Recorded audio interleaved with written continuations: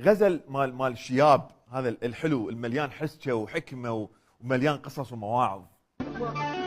ورطت بيها شلون يا رب ورطة، ورطت بيها شلون يا رب ورطة، من غسلة المكياج ضربت لي جلطة.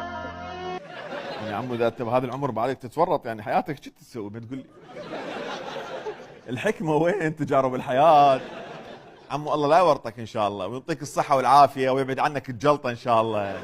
هاي اولا. ثانيا البنيه لازم تغسل المكياج، لانه كونسيلر وبلاشر مو مال تنام بيه.